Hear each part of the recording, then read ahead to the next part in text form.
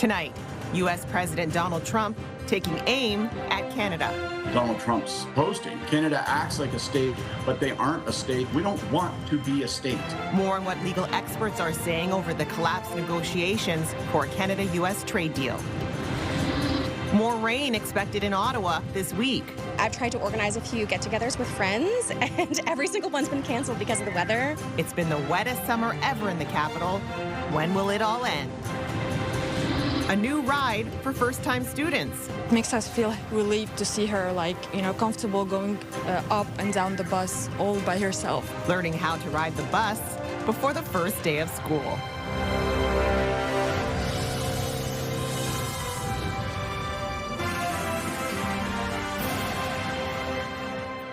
Good evening. Austin is away this weekend, and we begin with the reality of an all-out trade war between Canada and the U.S. setting in on both sides of the border today. The rift between the two major trading partners is reverberating. CTV's Jeremie Charron starts us off. A Sunday at the Washington Grand Prix for U.S. President Donald Trump, who for the first time overnight weighed in on failed trade talks with Canada, leading to an all-out trade war. Canada wants the benefits of being a state without being one, the president said on social media. They have also charged our great farmers for many years massive amounts of tariffs. No more. To think that they're going to go to war with Donald Trump and actually win that war with the U.S., I think it's foolish on their part. The U.S.'s fight with Canada over trade getting major play on American network TV today. As trade talks with Canada fall apart. It's Canada versus the United States. With the president facing pushback already at home. I think the last thing we need right now, as our economy is getting back on its feet, is a trade war with Canada. American business groups are speaking out against escalations, pointing to rising costs for the American people, asking both sides to get back to the negotiating table. Donald Trump cares about the business class. He cares about those billionaires. They don't want this, and they're speaking out. Prime Minister Mark Carney has promised retaliatory measures set to be imposed September 8th. Some suggest creating a window of opportunity. There may be an opportunity in this pause for the American side to regroup and to become a bit more coherent. Though public polling here prior to the breakdown in talks suggests the Prime Minister has the political capital to keep fighting back. I think that we're going to have to see real change on the American side, a weakened political position, a drive and a desire that it's in their self-interest to strike a deal before we get back to the table in any meaningful way. Prime Minister Mark Carney has promised dollar-for-dollar retaliatory tariffs, but a list of goods has yet to be released. Jeremie Charron, CTV News, Ottawa. And the Canadian government's strategy on how it will counter new U.S. tariffs is getting the thumbs up from Labour, private enterprise, and many of the country's premiers. But as we hear from CTV's Michael Serapio, the Alberta premier is sounding a note of caution. It is the worst of outcomes. No relief on existing tariffs and now new levies on Canadian exports, even items supposedly protected by CUSMA. A move that has Canada's first ministers fighting mad. President Trump is the type of person that would steal your lunch money the first day. He'd steal the toque off your head the second day, and the third day he'd steal your running shoes. But even without a deal, the Prime Minister's decision to walk away from talks has the support of Canada's premiers. The government of Manitoba is 100% behind the Prime Minister's direction to retaliate. With Saskatchewan Premier Scott Moe stating the Prime Minister made the right decision and he supports dollar-for-dollar counter tariffs. Even if an agreement had been signed, how long would it have lasted? Polls suggest Canadians are on side, but once the economic casualties start to pile up, will Canadians' resolve continue? We don't know that. And a full-out trade war could cost more.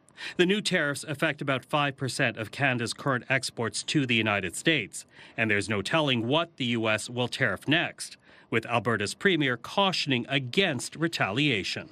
It means that everybody who is buying products from the United States are now going to face upwards of 50%, upwards to 50% tariffs. Still, the federal government says it will unveil a package of support in the days to come. We need to have support systems ready that are nimble and adaptive and good for business. With both industry and Labour saying accepting what was offered would have hurt Canada in the long run. It was either roll over or draw a line in the sand. We chose to draw a line in the sand. Now, the premiers say they will take the time to review Ottawa's proposed supports once they are out. Until then, the Manitoba premier is encouraging people in his province to buy Canadian and to support Canadian workers. Michael Serapio, CTV News. And stay with CTV News for continuing coverage of the trade war and the failed trade talks between Canada and the U.S. For updates on radio, tune into News Talk 580 CFRA and CTV News channel at any hour. All right, we'll take our first check of the weather. Now, overall, it's been a pretty decent, actually not our first check. We have something here on the weather as well. We've got 20 degrees here in the capital right now, a chance of showers that we're looking at overnight. We'll take a look across the region at the moment. We've got 14 degrees here in the Ottawa area, 13 and 14 across the seaways for our lows. And then we'll take a look at the Gatineau area as well. Again, we'll have the same for that area that we're looking at, 14 degrees and 14 for Kemptville, Petawawa, as well as Maniwaki. Now, as for tomorrow, your highs here in Ottawa, 19 degrees. Again, rain is in the forecast. That's something that we'll be listening to for quite a bit here across the region. And again, rain right across the region with 18 to 20 degrees is what we are expecting. Now, Ottawa has experienced the wettest summer on record, and it's getting even wetter. More rain is expected today here in the capital, and for many across the region, they say they've had enough. CTV's Josh Morano joins us now in studio. Now, Josh, we've been thrown a bit for a loop today, but rain fatigue, it's starting to set in, isn't it? Yeah, absolutely, Kimberley. For people out there, for myself, and I'm sure a lot of people here, because it's the summer of rain that seems to be never ending. And while we did get some sun today, a little drizzle this morning is adding to it. For Caitlin Mackey, this summer's rain has already come at a cost. We went puddle jumping and it was raining, and because of the rain and the amount of rain we were getting, my phone actually broke and I had to replace it last week. After getting caught in one downpour, her phone was soaked and stopped working. I've tried to organize a few get-togethers with friends and every single one's been canceled because of the weather. Across the capital, she isn't the only one rescheduling summer. I think we've had way too much. I think kids like to play outside and do sports, and leagues are taking a bit of a kick. There's definitely been a lot of rain. It's impacted some of sports things I'm involved with, like baseball and things like that. More than 510 millimeters had already fallen by August 12th, breaking a summer record set in 1972, and it hasn't stopped since. We've had about almost 520 millimeters of rain, and so the normal would be about 240. So what you've seen so far is 2.5 times the rain. But the record hasn't come from more rainy days. Phillips says it has come from a handful of much heavier downpours. You've had, for example, 7 very, very wet days in the summer. You normally would have maybe 1 or 2 of those in the summer, and you've already had 7 of them. My hanging baskets are doing great, but I do feel bad for everyone who's had all the flooding and the problems that have come with that. I'm ready for some more sunshine, that's for sure. But I don't let the rain get us down. And David Phillips says we could be in store for sunshine Tuesday and Wednesday, but the break may be short-lived, with the chance of rain returning Thursday and Friday. Kimberley. CTV's Josh Morano reporting live for us tonight. Thank you very much, Josh. The Ministry of Natural Resources says 184 personnel are fighting a group of wildfires still burning north of Thunder Bay, even as activity near the area remains low. No new wildfires were confirmed in northwestern Ontario yesterday, but 63 were burning this weekend, with 5 of them not under control. In the northeast, there have also been no new reported fires. 42 wildland fires, though, are listed. None of them are considered out of control. Now, meantime, south of the border, about 42,000 people were ordered to evacuate this weekend as a wildfire reached the outskirts of Reno, Nevada. An additional 45,000 residents were told to prepare to evacuate. Now, as of this morning, local officials say the fire has burned nearly 5,300 hectares. They also say 3 civilians and 3 first responders have been hurt. They believe the fire was human-caused and are investigating. Well, Ottawa fire officials were on scene for a fire in Kanata last night. It happened at a building on Frank Neighbor Place near Silver 7 Road around 7 o'clock. Ottawa Fire says a hydro transformer malfunctioned and exploded. Police, hydro, and gas crews were deployed, and it was determined a small electrical fire had been put out by the building's sprinkler. The extent of the damage was to an acupuncture and massage clinic known as Bob's Rehab. But next door, Moo and Bean Cafe also suffered internal damage. The owner says it may be months before it reopens. One of my staff members called me and said, "Gee, I heard an explosion and we don't know what to do." And she was telling me that the walls were shaking as well. Things started falling off the wall onto the floor. The explosion caused the wall of Moo and Bean Cafe to cave in. Now, Blondin says her staff and a few customers were able to get out safely when it happened, and nobody in her shop or next door were injured in the explosion. Ottawa police are investigating after discovering suspicious pills scattered throughout 2 parks in the city's East End this weekend. Police responded to reports of suspicious pills found in Blue Willow Park off Longleaf Drive in Orleans around 11 a.m. yesterday. And today, police identified a second park, Silver Birch Park on Silver Birch Street, where pills had also been scattered. Officers found more than 100 pills of various types at the 2 parks, and the pills are being analyzed to determine their composition. Residents are reminded to not touch or handle any suspicious substances found in public spaces, and anyone with information is asked to contact Ottawa Police. Well, updating a story we brought you yesterday, police in Ottawa and Quebec are investigating a pair of suspicious deaths believed to be connected in Ottawa and Western Quebec. Ottawa police say Sûreté du Québec officers responded to a single vehicle crash east of Highway 50 near Papineauville, Quebec around 1 a.m. on Saturday morning. A person was located inside the vehicle with serious injuries. The person was transported to hospital and died shortly after. Officers then requested assistance from Ottawa police, and officers went to a home in the 200 blocks of Guigues Avenue in Lower Town around 11 a.m. where a second person was found dead. Ottawa paramedics say the victim found in the home was a woman, but her age or her name has not been released. Now, it's not clear how the 2 people are connected. Police add there is no ongoing threat to public safety, but the investigation is ongoing. The municipal election is now only weeks away, and an Ottawa mayoral candidate is promising to fly the Palestinian flag at City Hall if he is elected this October. CTV's Natalie Van Roy now has more on this. Natalie. Kimberley, mayoral candidate Neil Saravanamuttu gave his perspective on the Israel-Hamas conflict in a video posted to social media on Friday. The City of Ottawa's website says the city flies the flag of any nation with diplomatic ties to Canada. Toronto raised the Palestinian flag at City Hall last November. And speaking to CTV News, Saravanamuttu said he wants to make his stance clear ahead of the election because people in the community have expressed deep concern about the conflict in Gaza. He said he feels compelled to stand up for this and speak truth to power. I know that it's very important for a lot of people, the issue of raising the Palestinian flag at City Hall.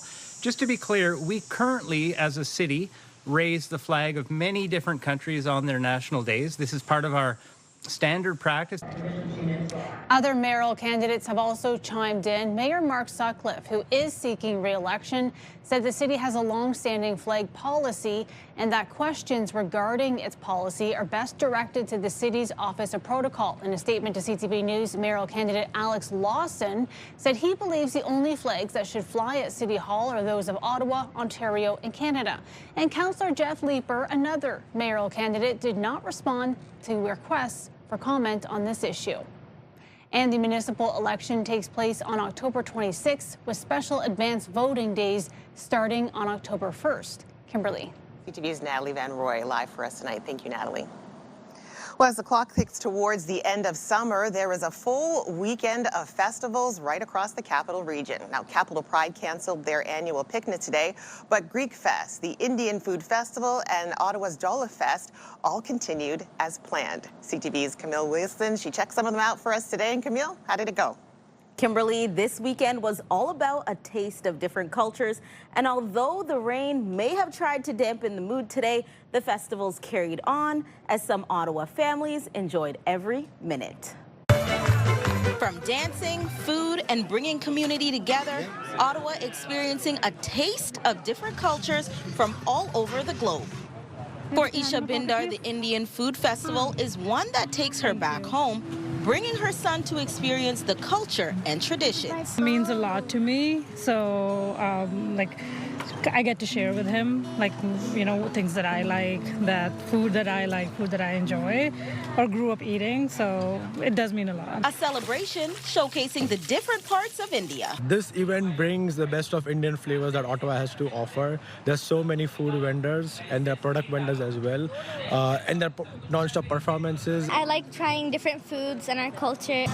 Over in Gatineau, more flavors and spices at the second annual Ottawa Jollof Festival with traditions from Africa. We really care about food, culture, fashion, and all the good stuff that people associate with the African culture. Nigerian food vendor Yasinde Babalola says the food is made out of strength. We have this authentic flavor because when we are cooking jollof rice and we are cooking Nigerian jollof rice, the aroma, the smoky aroma is the authentic and the flavor of it. So the flavor of the smoky make it different. The beloved West African jollof rice dish is famous for its red-orange color and savory flavors, and it's a staple in West African households, especially for special occasions. Good.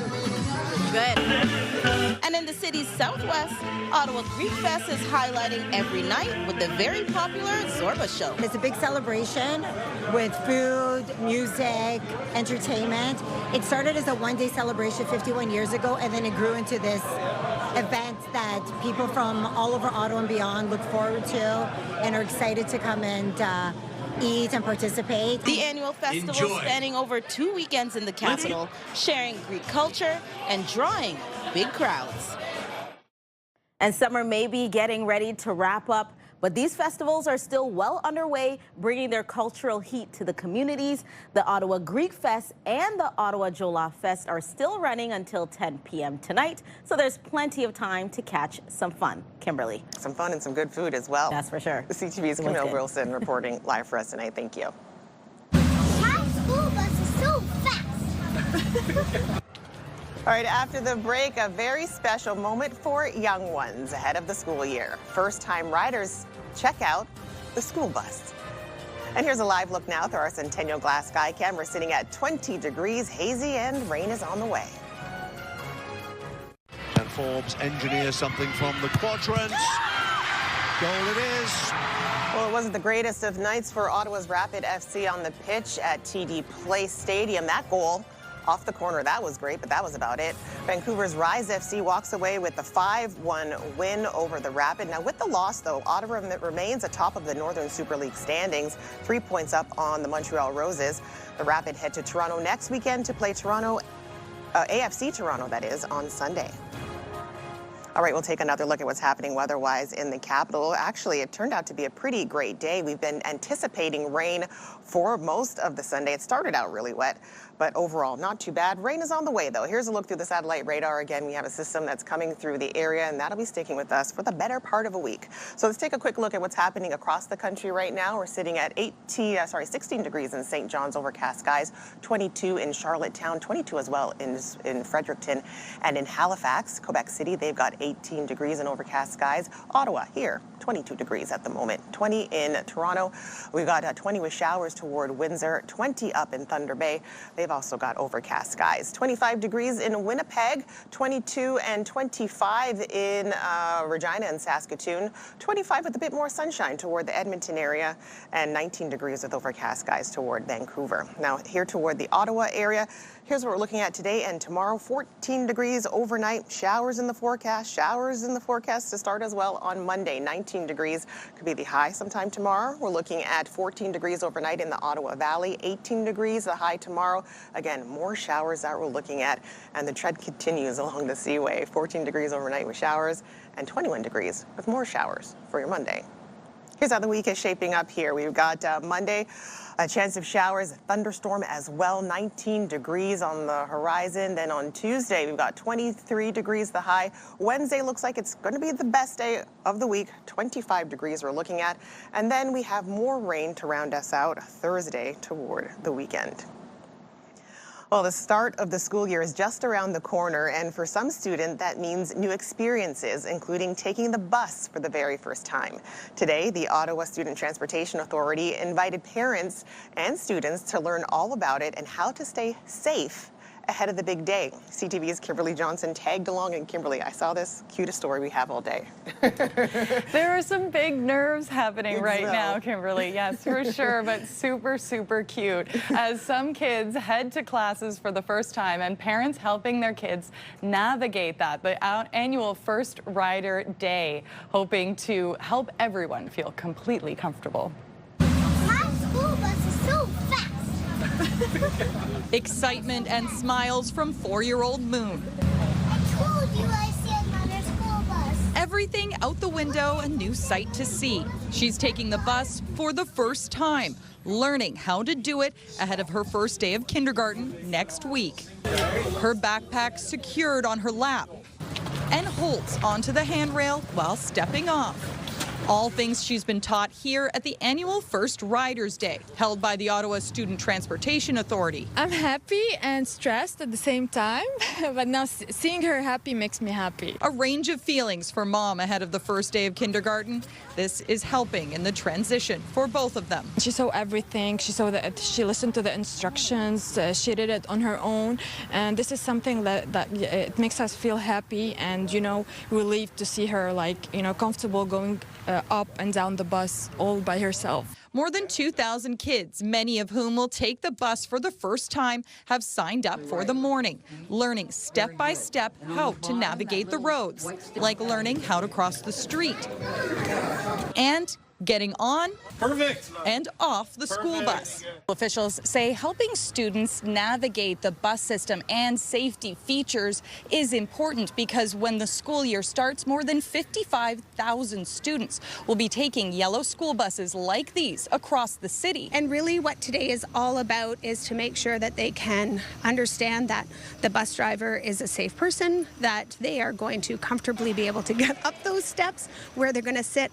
on the bus and just have that first experience. Taking a big step on a big bus for both parents and kids. It's a big step, obviously, because they're going to be leaving their parents for the first time, It's just blink of an eye, he's going to school. It's more than for us, it's for him. So, he's excited, so sorry.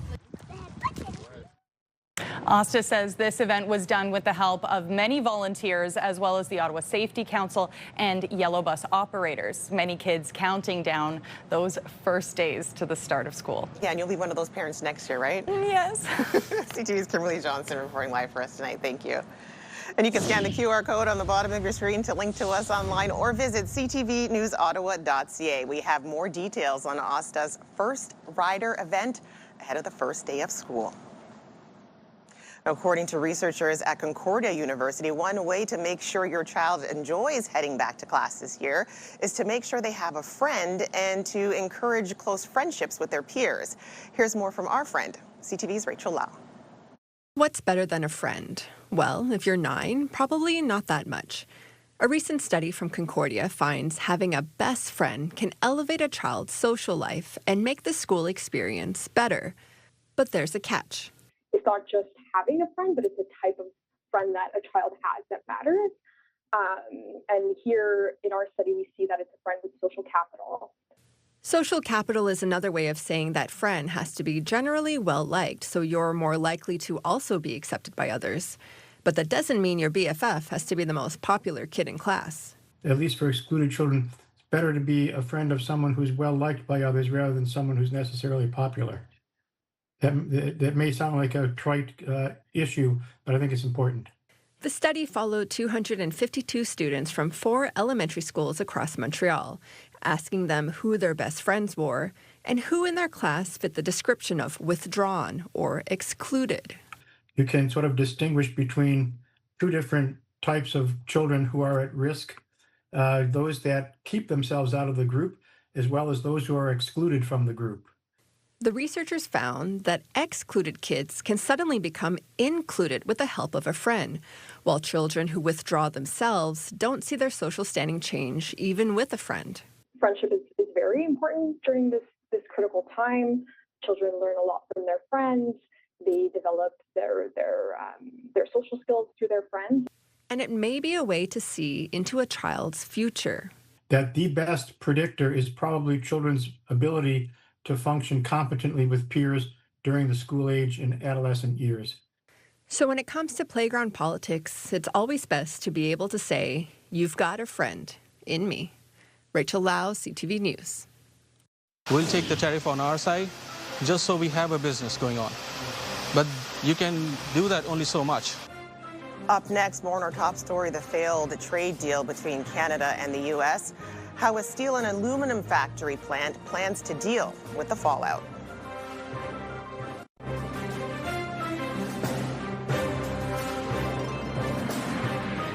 Medium and small businesses have been, for the most part, absorbing the cost of the American tariffs, but that was before this new round of 50% tariffs imposed early yesterday morning. CTV's Kalmo Karmali has reaction from the factory floor. This comes from the U.S. Raw materials get brought in from the U.S., transformed. And where are these going? These parts are going to Ohio. And then get shipped out back to the U.S.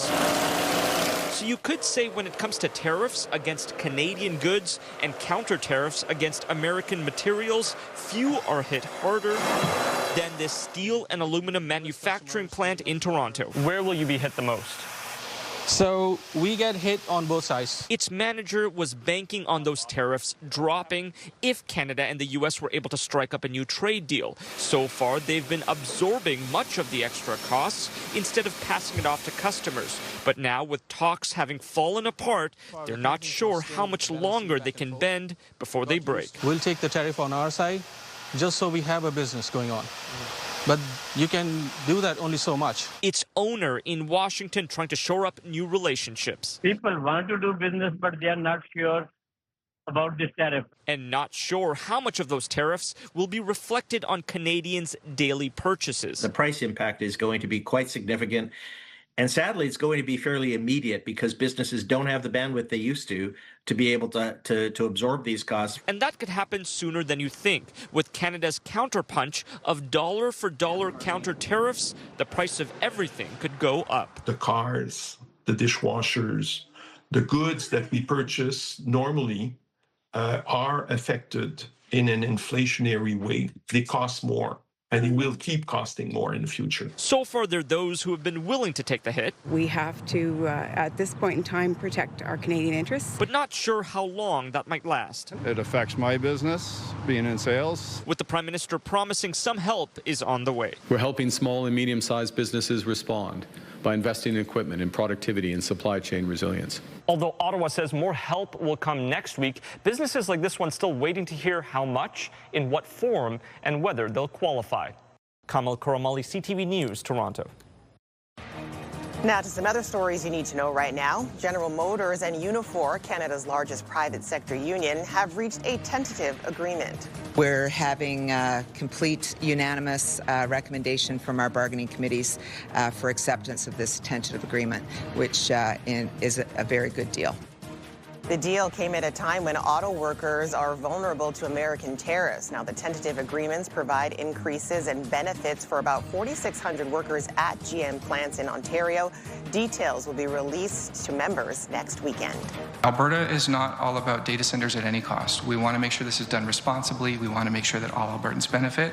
These town halls are a walk back, and it is 10 steps too late.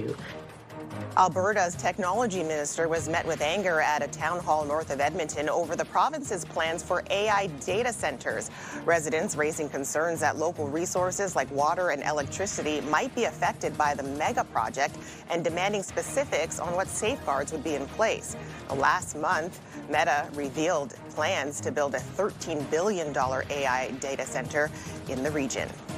And TikTok and its parent company ByteDance have reached a $400 million U.S. settlement with the American government. In 2024, the U.S. Justice Department sued the social media platform, alleging it had failed to protect children's privacy and illegally collected their information.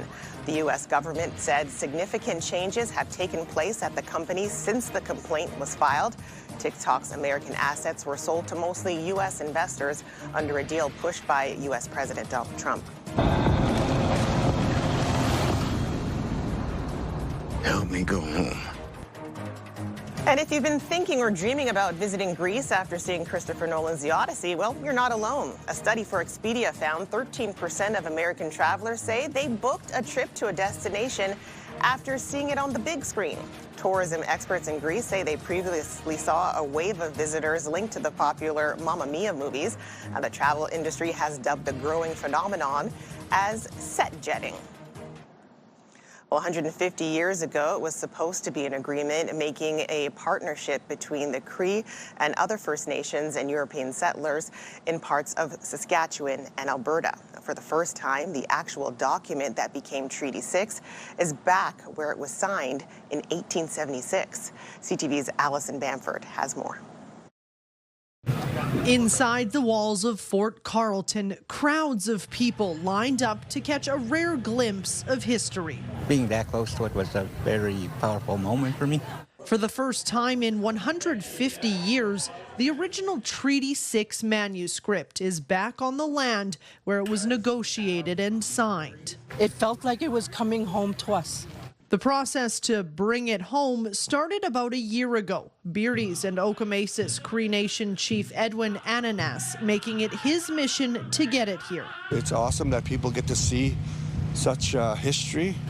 The papers themselves came from the Library and Archives Canada Preservation Centre in Gatineau, Quebec, shipped in a climate-controlled container. The most damaging piece to the treaty is light, so we keep them in the dark for like 99.9% of their travels through Treaty 6 territory.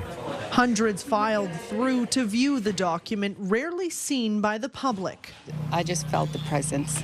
I really did, and it hit me in the heart. It is emotional learning what our ancestors went through, because it wasn't easy.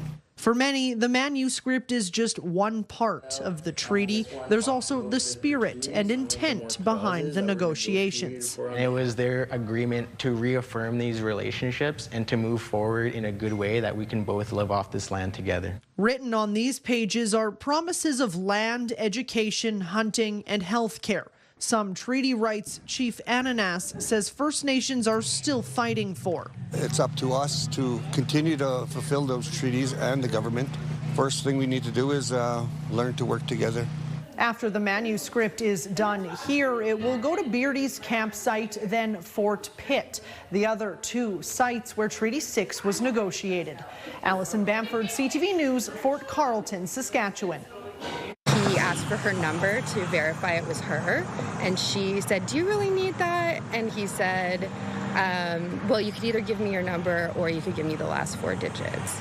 Well, in case you missed it, we revisit an unsettling story from an Ottawa family and a local mom who wants to warn others.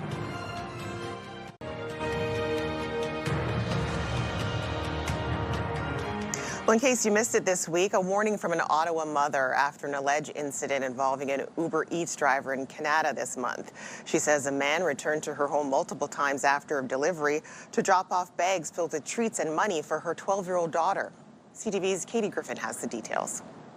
It was an unexpected discovery that has this mom on edge. It's very unnerving. I have not been able to sleep. Without her knowing, this woman's 12-year-old daughter ordered Uber Eats during a sleepover with a friend after midnight, August 3rd. She'd used her Mido card, a money app for kids to spend and learn how to budget, to open an account. She ordered Wendy's Frosties, and the delivery driver came in, dropped it off, and then about an hour later, we got somebody was knocking on the door and rang the doorbell, and they found that there was a brown paper bag that said her name was addressed to her and said, "From your secret admirer," and it had candy in it. They didn't know who it was from, but installed security cameras the next night. Then almost 2 weeks later, on August 16th, we found another package that was addressed to her, and inside had candy, a $20 bill, and a note that said to her name from your secret admirer with a phone number on it. And we looked at our cameras and we saw that it was an older man. Her daughter identified him as the delivery driver and discovered the same white car had passed by their home in Kanata multiple times in the overnight hours. He asked for her number to verify it was her, and she said, "Do you really need that?" And he said, well, you could either give me your number or you could give me the last 4 digits. And then he also told her and her friend that they looked very mature. In a statement, an Uber spokesperson says this behavior is unacceptable and has no place on the Uber platform. We take reports like this extremely seriously, and as soon as it was reported, the delivery person's access to the app was removed. Ottawa police are investigating. I think it's really important for parents to know and to talk to their kids so it doesn't happen to anybody else. Katie Griffin, CTV News. A day at the hospital recently became a family milestone for one father and daughter. For the first time, they performed an operation side by side. CTV's Carol Charles reports. After a career which spans decades, this is not the way most fathers spend their last day at work.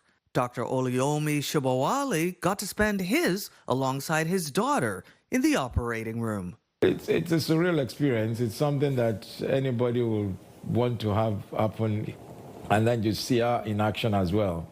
For the first time, he operated alongside his daughter, Dr. Olamide Shibawale, Chief of Obstetrics and Gynecology and Medical Director of the Women and Child Program at Mackenzie Health. So it was really impressive to see his skills. He's very comfortable. He's very calm. I mean, my dad is a very calm person at baseline, so nothing flusters him really.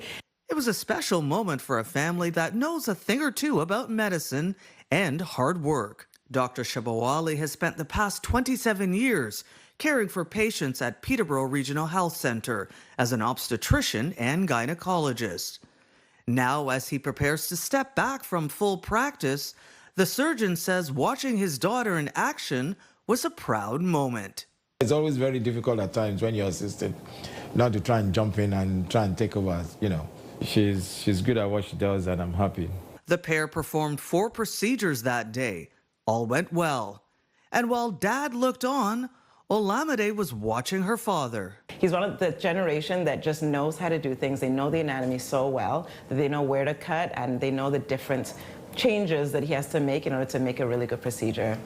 They may share a last name and a love of medicine, but Olamide has built a career of her own.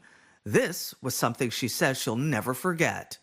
It was just it was a core memory day. It was that day that you don't forget. It's a really good, warm, fuzzy memory for me. And that moment made possible by the administration at Peterborough Regional Health Centre. Dr. Shibawale's life's work is something that should be celebrated. And that's why we thought it was really important to capture this really landmark moment with father and daughter working together in the operating room on their last day. And perhaps the biggest takeaway, it was about family, about what we learned from our parents and what we hope to pass on. I feel so much about my dad. I'm so proud of him. I love him. He's been teacher. He's been there to help me, support me, guide me when I've had questions in medicine, outside of medicine. So he's my dad. I love him. Oh, I'm very proud of her and what she's achieved. She's gone further than I have at this age, so I'm hoping that she'll do a lot more, and I'll be around to see her grow in the profession. For the Shibawale family, it's a moment that brings together generations of experience and a legacy of caring for others that continues with the next generation. Carol Charles, CTV News. As a mom and, as parents, I was so proud, to be honest. Well, still to come, we meet the 5-year-old Calgary boy who scored 160 on the world's most famous IQ test for his age group. Pure Country 94. Ottawa's home for the best country music. Listen to Pure Country 94 on the free iHeartRadio app.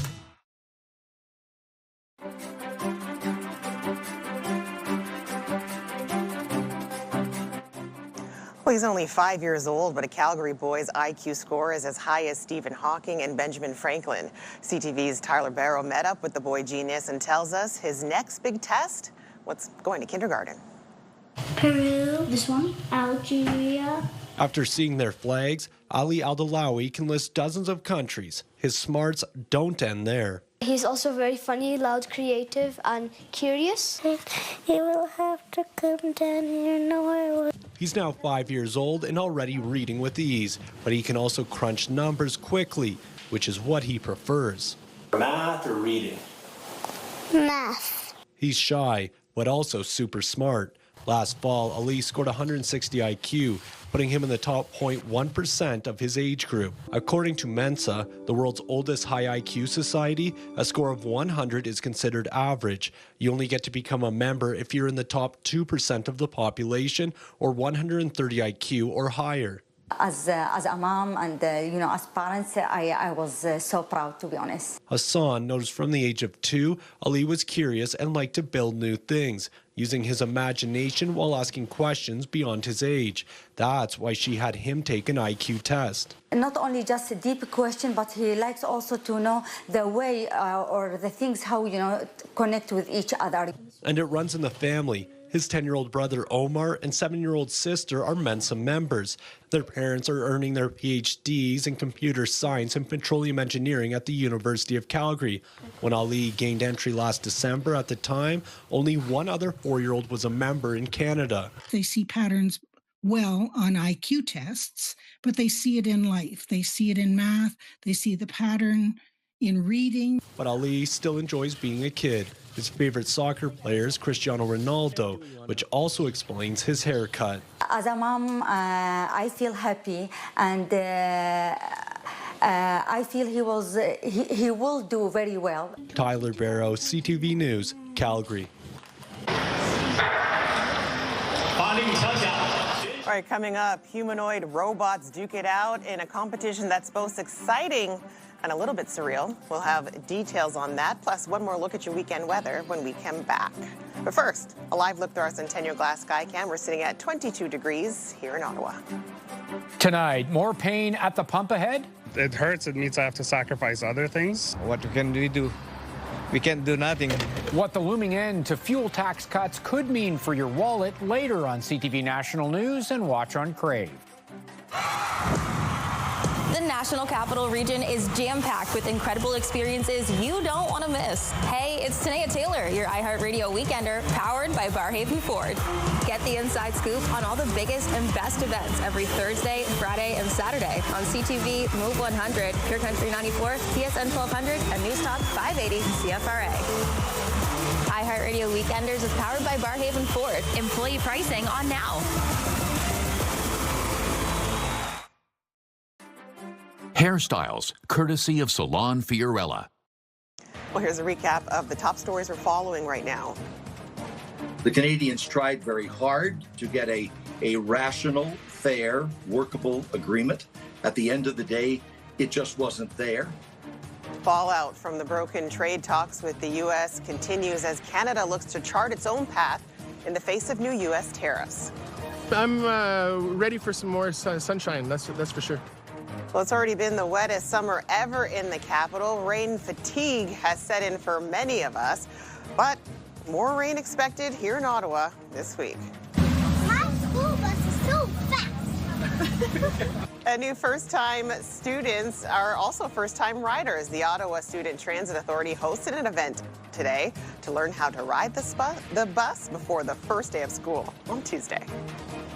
And now we've got a final check of your wake-up weather. So 15 degrees here in the Ottawa area. We have showers anticipated in the overnight hours and for most of your Monday and most of the week as well. So here's how the week is shaping up. Looks like Wednesday is the best day if you need to get outside. Sunny conditions ahead for Wednesday, but then Thursday, Friday, more rain is rolling in, but looks like we'll be in the mid-20s for most of the week. Well, it's time now to check and see what our news team will be working on tonight. CTV's Natalie Van Roy will be in us for our late show. Natalie. Well, thanks, Kimberley. A University of Laval professor is testing new technology that could solve the problem of blue-green algae. This specific algae can turn clear lake water into murky green, and it's a serious concern because 88% of Canada's drinking water is sourced from lake and rivers, according to the Nature Conservancy of Canada. So we'll have more on how researchers are removing the nutrient that fuels the bloom. So get the news anytime, anywhere at ctvnewsottawa.ca. And join me tonight for CTV News at 11:30. Yes, we'll definitely do that. Thank you, Natalie. And this story we first brought to you last year. We showed you some video of the events. They're kind of thrilling and kind of terrifying as well. It's interesting. The second World Humanoid Robot Games, you heard that correctly, kicked off in China. The 5-day competition is making headlines again this year, including a robot that ran the 100-meter dash faster than Usain Bolt's world record. Other robots took part in synchronized march for the opening ceremonies, as well as these guys going head-to-head for boxing. Kind of freaky. Yeah. Wow, interesting stuff. My goodness. We should do that. Here on the desk.